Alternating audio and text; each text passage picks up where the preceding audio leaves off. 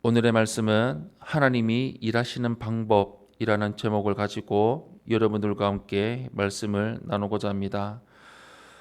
오직 성령으로 스가랴 강의 첫 번째 시간입니다. 오늘부터 스가랴서 강의를 시작을 하게 됩니다.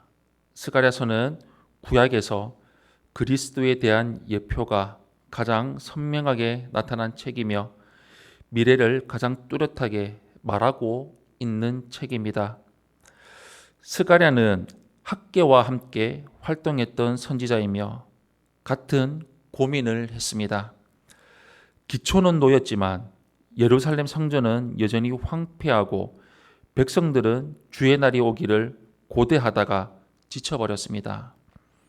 이런 상황에서 스가랴는 학개와 함께 백성을 격려하므로 성전 재건이 탄력받기를 바랐고, 회개하고 하나님의 뜻을 따르지 않으면 조상들처럼 심판을 피할 수 없을 것이라고 경고도 했습니다.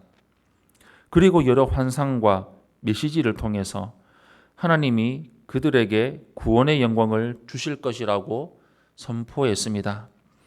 오늘 말씀은 하나님은 이스라엘 백성을 바벨론으로부터 구원하시고 무너진 성전을 재건하게 하셨습니다. 하나님이 일하시는 방법을 말하고 있습니다. 오늘 본문을 통해서 하나님이 어떻게 일하시는지 여러분들과 함께 말씀을 나누고자 합니다. 먼저 첫 번째로 하나님은 자기 백성의 역사 안에서 일하십니다. 1절에서 6절 말씀 우리 한 목소리로 함께 합독하겠습니다. 시작. 다리오 왕 제2년 8째 달에 여호와의 말씀이 id도의 손자 베레기야의 아들 선지자 스가랴에게 임하니라. 이르시되 여호와가 너희의 조상들에게 심히 진노하였느니라. 그러므로 너는 그들에게 말하기를 만군의 여호와께서 이처럼 이르시되 너희는 내게로 돌아오라. 만군의 여호와의 말이니라. 그리하면 내가 너희에게로 돌아가리라. 만군의 여호와의 말이니라. 너희 조상들을 본받지 말라. 옛적 선지자들이 그들에게 외쳐 이르되 만군의 여호와께서 이같이 말씀하시기를 너희가 악한 길 악한 행위를 떠나서 돌아오라 하셨다 하나 그들이 듣지 아니하고 내게 귀를 기울이지 아니하였느니라. 여호와의 말이니라. 너희 조상들이 어디 있느냐? 또 선지자들이 영원히 살겠느냐? 내가 나의 종 선지자들에게 명령한 내 말과 내 법도들이 어찌 너희 조상들이 임하지 아니하였느냐? 그러므로 그들이 돌이켜 이르기를 만군의 여호와께서 우리 길대로 우리 행위대로 우리에게 행하시려고 뜻하신 것을 우리에게 행하셨도다 하였느니라. 아멘. 스가랴서는 바벨론 포로에서 돌아온 이스라엘 백성의 성전 재건 문제를 다루고 있습니다. 1장의 첫 번째 단락은 스가랴 선지자가 이스라엘 백성을 향해서 회개를 촉구하는 장면을 볼 수 있습니다. BC 537년 유대 땅으로 돌아온 이스라엘 백성은 곧바로 성전 재건을 시작을 했지만 주변국들의 방해로 인해서 재건 작업을 중단했습니다. 16년이 흘러서 백성은 영적인 나태함에 빠져 있었습니다. 스가랴는 조상의 선례를 언급하면서 하나님께 돌아올 것을 촉구하고 있습니다. 이스라엘 백성이 바벨론에서 돌아와서 가장 먼저 시작해야 할 일은 성전 재건이었습니다. 그들이 바벨론 강가에서 앉아서 시온을 바라보며 성전에서 예배드리던 날들을 얼마나 그리워했는지 시편 137편에 잘 나와 있습니다. 그러나 그들의 열정은 주변의 방해와 불리한 상황으로 인해서 시들해졌고 건축은 중단이 되었습니다. 열정으로 시작했다가 중단한 하나님의 일이 없는지 돌아보면서 하나님과의 올바른 관계를 맺어서 하나님이 우리를 통해 일하시도록 살아가는 우리의 삶, 우리 성도님들이 되시기를 축원합니다. 두 번째로 하나님은 천사를 보내서 이 땅을 감찰하십니다. 7절에서 17절 말씀 우리 한 목소리로 함께 합독하겠습니다. 시작. 다리오 왕 제2년 11째 달 곧 스밧월 24일에 이또의 손자 베레기야의 아들 선지자 스가랴에게 여호와의 말씀이 임하니라. 내가 밤에 보니 한 사람이 붉은 말을 타고 골짜기 속 화석류 나무 사이에 섰고 그 뒤에는 붉은 말과 자줏빛 말과 백마가 있기로 내가 말하되 내 주여 이들이 무엇이니까니 내게 말하는 천사가 내게 이르되 이들이 무엇인지 내가 내게 보이리라 하니 화석류 나무의 선자가 대답하여 이르되 이는 여호와께서 땅에 두루 다니라고 보내신 자들이니라. 그들이 화석류 나무 사이에 선 여호와의 천사에게 말하되 우리가 땅에 두루 다녀보니 온 땅이 평안하고 조용하더이다 하더라. 여호와의 천사가 대답하여 이르되 만군의 여호와여 여호와께서 언제까지 예루살렘과 유다 성읍들을 불쌍히 여기지 아니하시려 하나이까. 이를 노하신 지 70년이 되었나이다며 여호와께서 내게 말하는 천사에게 선한 말씀 위로하는 말씀으로 대답하시더라.